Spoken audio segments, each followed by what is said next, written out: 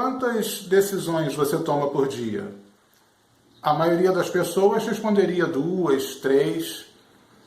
Só que aqui nós não estamos falando de decisões grandes, de decisões importantes, como se deve ou não pedir demissão do emprego, se deve ou não casar com a pessoa A, com a pessoa B. Nós estamos falando de todas as decisões. Estima-se que você tome uma decisão a cada 5 segundos, considerando que só durante o tempo que você está acordado, você tem muitas horas, você toma muitas decisões. Claro que a gente está falando de todas, ou seja, se você vai fazer uma lista de compras, você chega no porta-caneta, tem uma caneta preta e uma azul.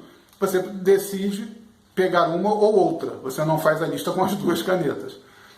Então, cada gesto, cada movimento que você faz é uma tomada de decisão, e é uma tomada de decisão que, por mais que você não esteja prestando muita atenção conscientemente, por mais que você acredite ser algo secundário, muitas dessas decisões para o subconsciente são importantes e são aprendizado.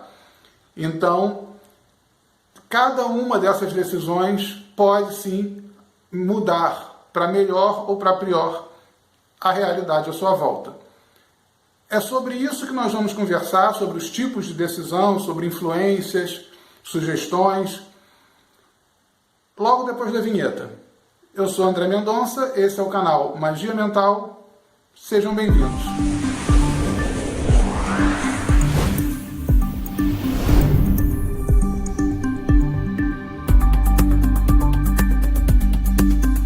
Antes da gente começar a falar especificamente sobre as tomadas de decisão, vamos separar as decisões em 3 grupos. Primeiro são as decisões conscientes, as decisões que eu chamo de fixas. Essas são muito difíceis de se manipular, de alguém de fora manipular. São aquelas que você conscientemente escolhe, então você já está relativamente certo do que você quer. É como, por exemplo, você resolve sair de casa para comprar bifes para o seu almoço. Que você vai comprar os bifes, você já está decidido. Você sabe qual é a carne que você gosta, você já tem em mente o que você vai fazer, você já tomou essa decisão. Então, de certa forma, quando você tem uma decisão consciente, na maioria das vezes, são decisões que já estão tomadas. Então, são mais difíceis de se modificar. Você tem tomadas de decisão, como nós chamamos, condicionadas. Essas já são um pouco mais maleáveis, são aquelas que você se habituou a tomar. Então, muitas vezes, você se acostumou a fazer um determinado caminho para ir até o estacionamento, onde você guarda o carro, por exemplo, por uma questão que, num primeiro momento, fazia sentido. De repente, algo muda na natureza, ou até a mão das ruas ali ao redor muda, e aquele caminho deixa de fazer o sentido que fazia originalmente.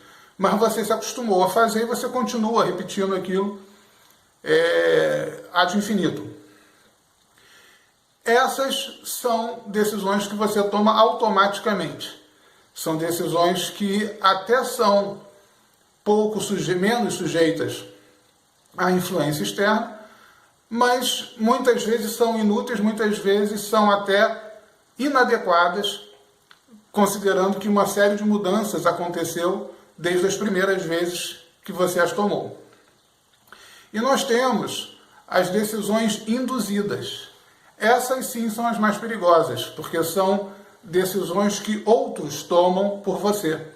Por exemplo, no mesmo exemplo que eu dei aqui, de você ir ao mercado para comprar seus bifes, você tinha então, vamos dizer, uma mini lista de compras do que você precisava para fazer aquele bife.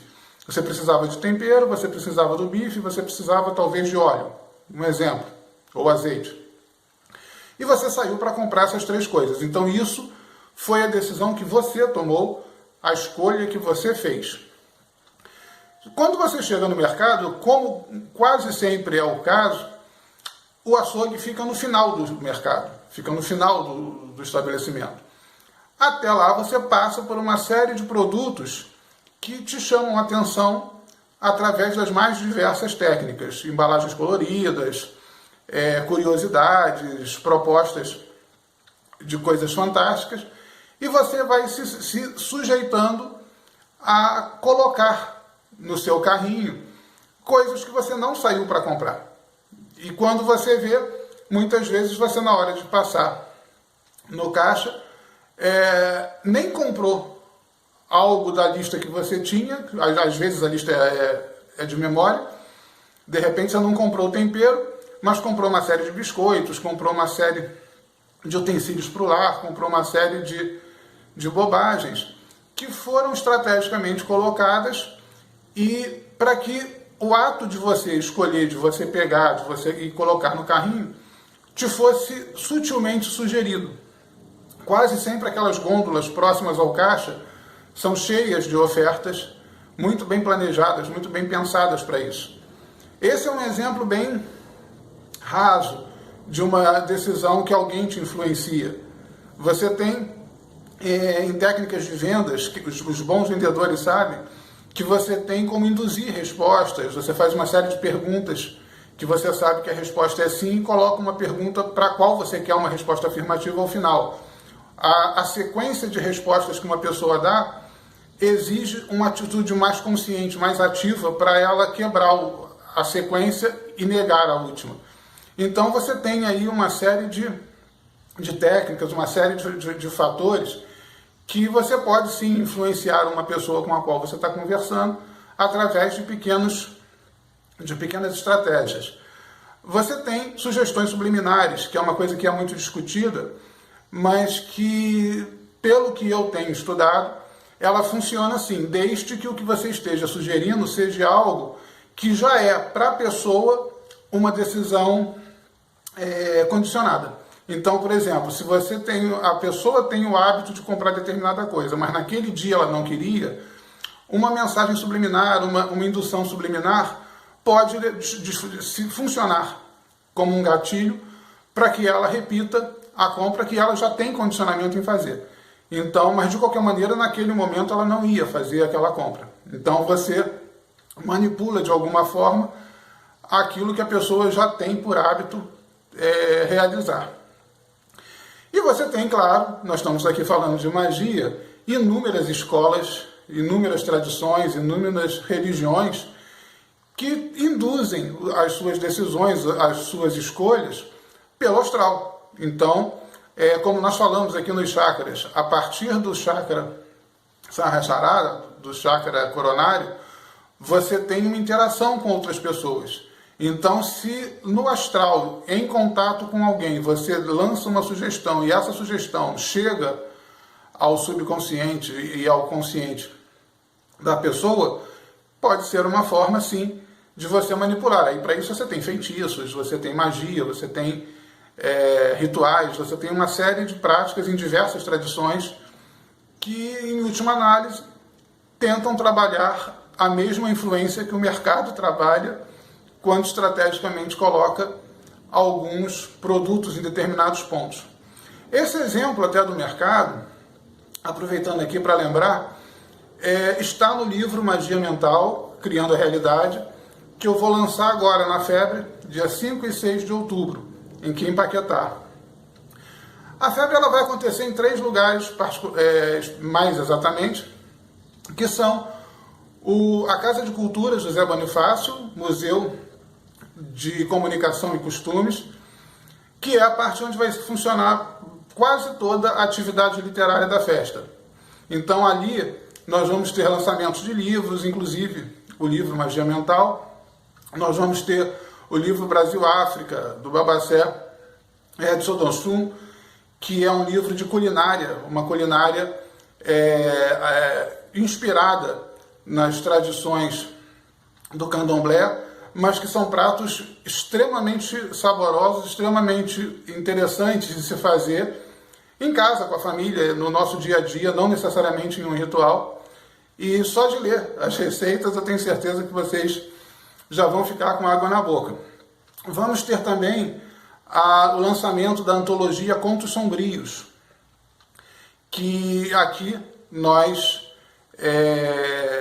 fizemos, né, o concurso, né, trabalhamos o concurso ao longo desses últimos meses e selecionamos 13 textos muito bons, 13 textos que vão ser bastante interessantes e que nós vamos lançar na antologia Contos Sombrios. Ainda no espaço do museu, nós vamos ter também o lançamento de Bluebell, um livro da jornalista Maria Elisa Coelho e do psicanalista Gustavo Anequini. Então, a Febre vai ser um evento que vai trazer várias opções literárias e particularmente do nosso interesse aqui do canal, o livro Magia Mental, que tem todo esse conteúdo que nós trabalhamos nos vídeos, além de fontes, de bibliografia e, claro, de um aprofundamento maior do que a gente pode se dar ao luxo aqui através dos vídeos, através do canal.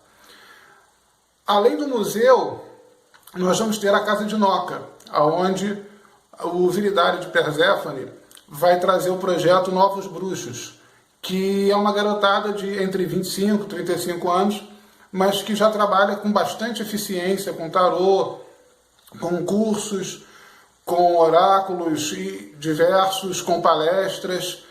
E uma coisa bastante interessante, a Casa de Noca em si é um espaço bastante atraente, bastante convidativo. Vocês muitos já devem ter visto algumas fotos, mas de qualquer maneira vamos deixar aqui alguns links para você conhecer. E vamos ter a Brumar, a pousada, onde a parte social do nosso evento acontece, que são as terapias. Você vai ter então a oportunidade de fazer diversas terapias holísticas a um preço simbólico, uma doação de a partir de R$5 ou 1 quilo de café ou açúcar, e toda essa arrecadação vai para a obra social do Eli, que trabalha com população de rua no centro do Rio de Janeiro. Então, nós vamos ter aí bem divididos atividades, todos os locais com palestras, com vivências, com algum tipo de atividade, para abrir os nossos horizontes e nos permitir perceber que há muitas escolhas que a gente não faz simplesmente por não estar acostumado a observar muitas situações até cotidianas por um outro ângulo. Então, 5 e 6 de outubro, não percam a oportunidade, aqui em Paquetá, de conhecer a Feira de Bruxaria e Esoterismo, a Febre.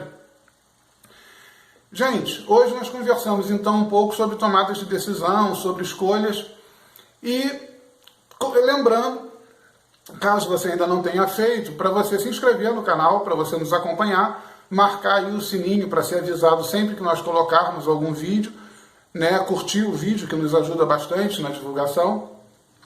E todas as sextas-feiras, às 6h30, eu coloco um vídeo novo na linha principal de estudo. E, eventualmente, coloco, ao longo da semana, algum vídeo respondendo a uma pergunta mais importante ou esclarecendo alguma coisa um pouco off-topic.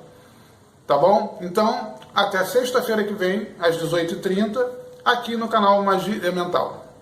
Até lá e um forte abraço.